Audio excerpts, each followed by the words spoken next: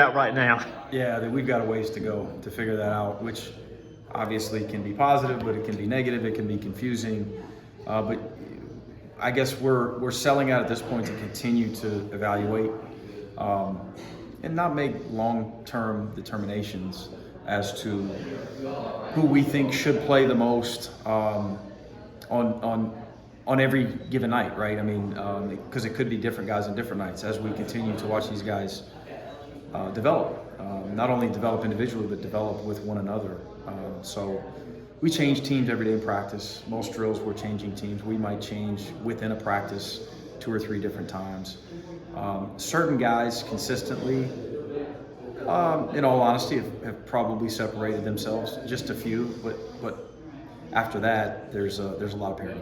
When people ask you what's the biggest difference you're seeing from this team as last year's team, what do you tell them? Competitiveness. Great. I hadn't been asked that one all day, and that's, really, I probably should have said it earlier at the press conference. But yeah, I just feel like these guys enjoy working. They embrace the drill work, but when the ball's tipped and we start officiating and something's live, one of our drills is termed live in practice, these guys get after it. And when we end practice, for the most part, most days guys are asking to continue to go or have another competitive drill.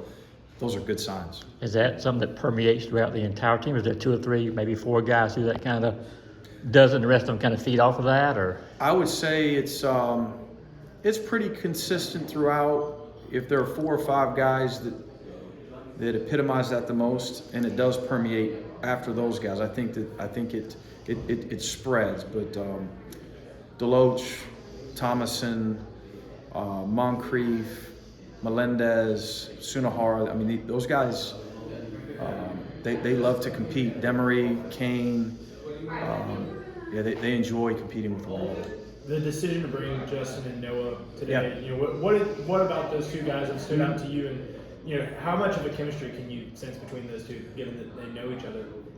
Yeah, we need great chemistry from them. They were bitty ball teammates, and we need to see some similar chemistry. A little bit higher level play, though, than when those guys were competing with one another 20 years ago or whenever that was, 15 years ago. The decision, a little bit old, a little bit of new, right? The fact that they're very friendly with one another, the fact that they're backcourt mates. More than anything, though, as a gesture to those guys, we need leadership from them. We need them to represent us, not only as a team, but as a program. Justin mentioned, looking back from last year to this year, he feels like leadership is one of the areas he's grown the most. Yes.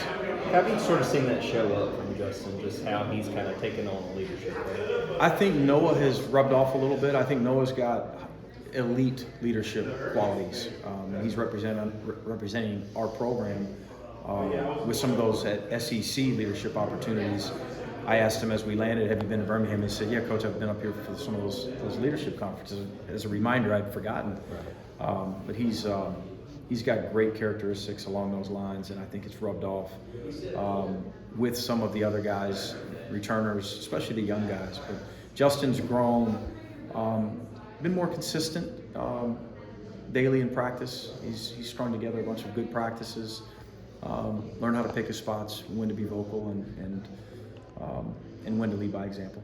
how was RJ's game translating? He was all world on the D2 level. How was he translating that talent to right now this level of play? So he is Sonny. RJ, not to be mistaken. Yes, right, okay. Is RJ. That's Melendez. That's right. I get those two confused. Right. My bad. And if you said that in front of Melendez, he might snap at you. Yeah. So Sunahara, he goes by Sonny. Sonny, He took it for the team. Okay. And I was about to say, he even got me confused on that. I forgot they were both for the RJs there. Personality Yes, too, it does, yes. and where he's from. But a leader by example, not as vocal as Noah, but talk about a guy that's just out there trying to make winning plays and gel and fit. He's glue. He's a very, very accountable player. Like, he's flying to the offensive glass, he's closing out with high hands, he's blocking out, he's sprinting the court. He's defensively, he's where he's supposed to be at all times. He's a hard-nosed, dependable, accountable player. To keeping the mustache? I think so. Okay. Yeah, it served him well last season. I was about to say, he said he wore it We throughout the welcome it whole wholeheartedly. year. Didn't know, as long as they kept winning, he kept That's it. kept it. So I don't He know said, if "Why he's gonna save keep it?" Exactly. Yeah. When you're scouting him, Yeah. obviously given the fact that it's D2 versus Yeah. D1, what goes into the differences there? A little bit of a leap of faith, honestly. Just dead honest with you. As you're watching Synergy, he's playing the 5. He's being guarded by 5s. They had a really unique style. Their tempo was incredibly fast. They pressed every possession. They were very, very random offensively. Not quite as structured, more push it right down your throat, 5 guys that can pass, dribble, shoot. And it was old school passing game, if you will, right? And so envisioning how he'd fit was a little bit more difficult than the other guys, especially given the level and the competition. I think what hit home the most was the winning experience, was the leadership qualities, was getting to know him as a young man, where he's from, who his parents are, how much they won. The kid hadn't lost in so long. We wanted that in our locker room. How much have you seen that, step up in the competition? Is there an adjustment for him? Have you noticed any sort of adjustment there? And what are the things that you want to see, regardless of what level, the consistency of what he's doing? He definitely an adjustment. He's not playing the 5 for us. He's playing the 4, and he's actually played a lot of 3 in practice. A bigger 3 who's working on his ball security, learning how to continue to develop with playing within himself, right? As we're setting a lot of ball screens and we're doing a lot of dribble drive stuff.